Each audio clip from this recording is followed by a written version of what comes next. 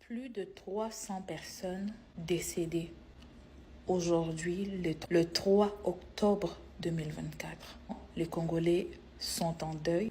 Nous avons perdu énormément de personnes dans le naufrage qu'il y a eu aujourd'hui sur le lac Kivu. C'était un petit bateau qui quittait Minova vers Kitutu. Moi, j'avais juste quelques questions. Un jour, le Congo va pouvoir changer. Je me demande si un jour, nous aussi, on va pouvoir évoluer. Parce que j'ai comme l'impression qu'il y a comme une espèce de malédiction qui plane sur le Congo. Que le Congo ne changera jamais, quoi qu'on fasse. Comment expliquer un tout petit bateau?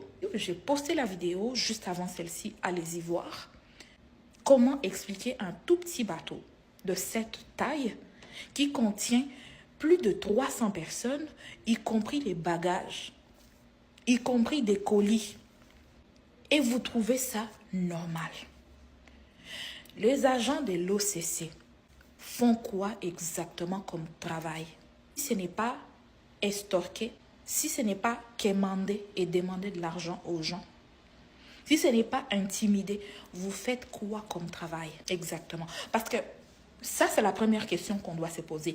Est-ce que ces bateaux ont été contrôlés avant de quitter les ports? Comment tu peux faire monter 2 fois plus de gens que ce que tu devrais faire monter sur ton bateau? Tu n'as pas de gilet de sauvetage. 2, on sait tous que la majorité des personnes sur ces bateaux ne savaient pas nager. Donc, tu n'as même pas prévu, au cas où il s'est passé quelque chose, un plan B. Tout un pays qui n'a pas de police maritime, tout un pays qui n'a pas de service de secours. Ça veut dire, un bateau fait naufrage, tout le monde y reste. Si tu ne sais pas nager, c'est fini pour toi. Qui va lever la malédiction de ces pays? Et pendant ces temps, les autorités sont en train de s'occuper des affaires des TikTokeuses et des TikTokers. C'est ça leur priorité. Pendant que les pays ont plusieurs problèmes.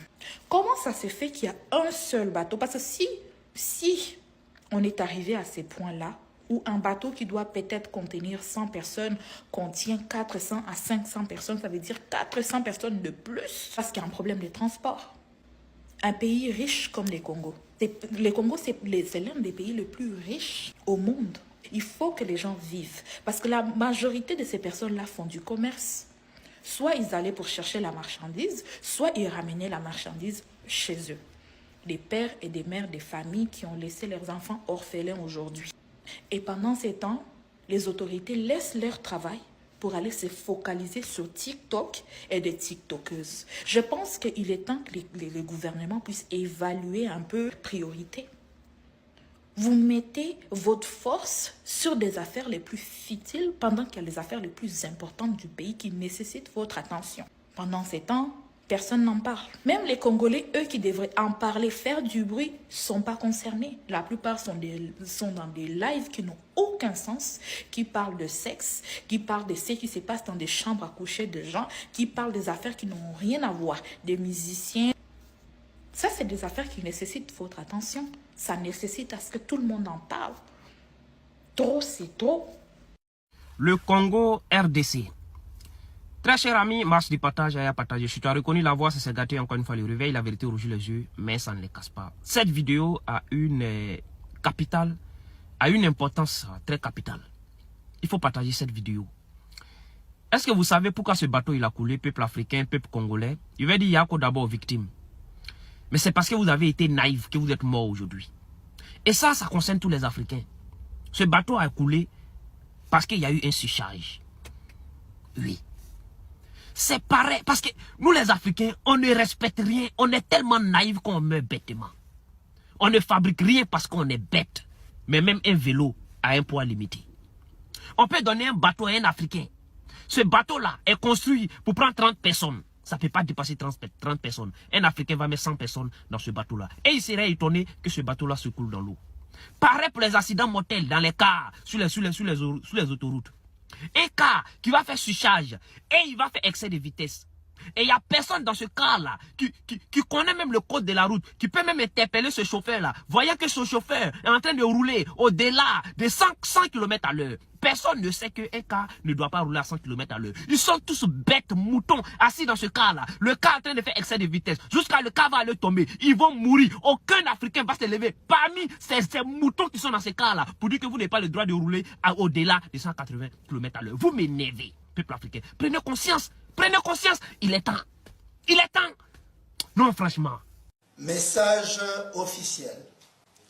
Le gouvernement provincial du Nord Kivu a la profonde douleur d'informer l'opinion nationale et internationale que l'avant-midi de ce jeudi 3 octobre 2024 vers 11 h, au large de la ville de Goma, commune de Goma, au quartier Kieshero, il y a eu naufrage du bateau MV Merdi, plus ou moins 700 mètres du quai du port de Kituku. À ce stade, le bilan provisoire se présente comme suit: 23 décès, 58 survivants qui sont actuellement pris en charge dans des structures sanitaires de la ville de Goma, plusieurs marchandises et produits vivriers destinés au commerce en partance pour le marché de Kituku coulés.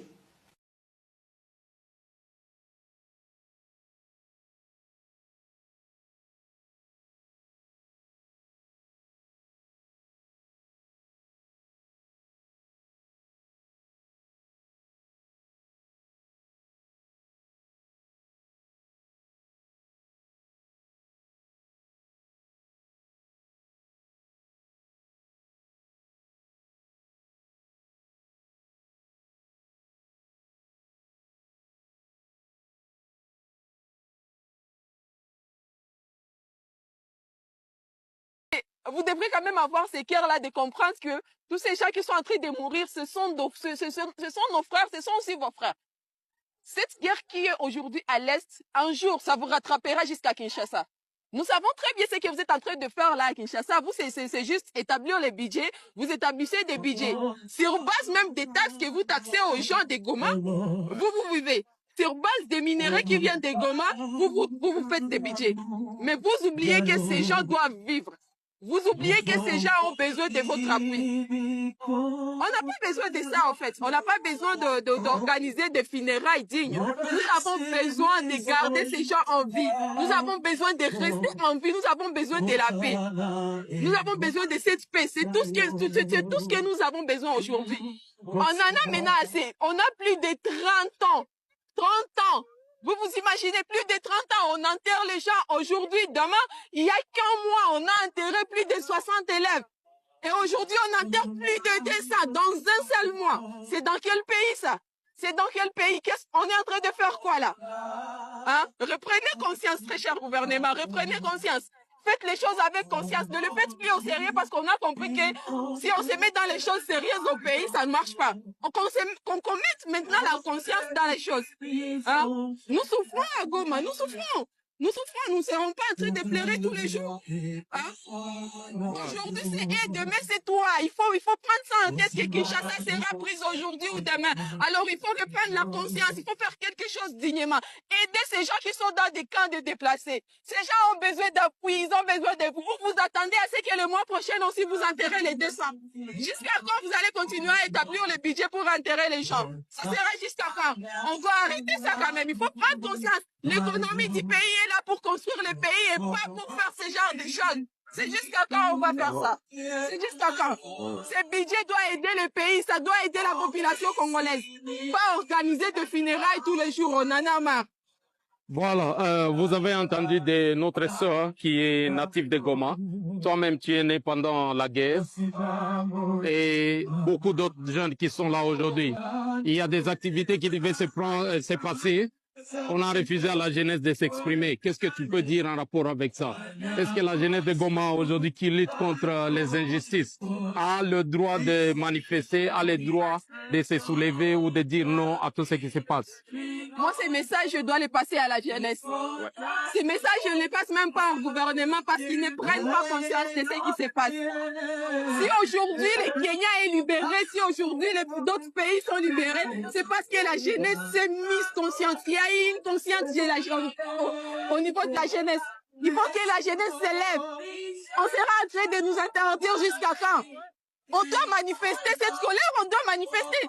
C'est une réalité. Est-ce que ça, c'est pas vrai? Vous ne vivez pas ça. Vous ne le voyez pas. Est-ce que c'est quelque chose que nous avons implanté? Non. Vous le vivez, c'est réel. Vous voyez, ce sont des cercueils, ce sont des chats qui sont à l'intérieur. Et pourquoi la